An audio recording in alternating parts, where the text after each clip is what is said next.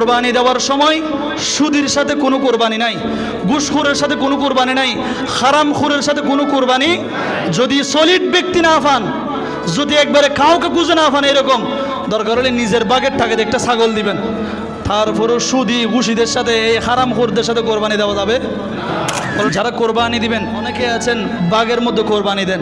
তো আমি বলবো, আপনি যার সাথে বাগি দিবেন সে ইনকামগুলো কোথায় থেকে করেছে, তার ইনকাম কি সুদের টাকা নাকি ঘুষের টাকা, তার ইনকাম কি হালাল টাকা, সেটা আপনি আগে দেখবেন।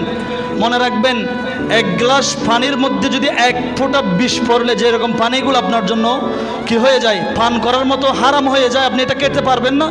ঠিক ততরূপ আপনারা 7 ভাগ একটা কোরবানি দেন, 7 ভাগের মধ্যে 6 জনের ইনকাম হালাল, একজনের ইনকাম যদি সুদি থাকে, একজনের ইনকাম যদি ঘুষ থাকে, একজনের ইনকাম যদি হারাম থাকে, 7 জনের কোরবানি বরবাদ।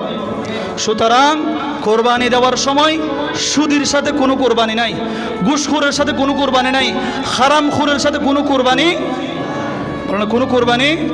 যদি সলিড ব্যক্তি না পান, যদি একবারে কাউকে খুঁজে না পান, এরকম দরকার হলে নিজের বাগের টাকা দিয়ে একটা ছাগল দিবেন। তারপরও সুদি ঘুষিদের সাথে, এই হারামখোরদের সাথে কোরবানি দেওয়া যাবে? বলে না কোরবানি দেওয়া যাবে? আল্লাহ আমাদেরকে কবুল করুক, আমিন।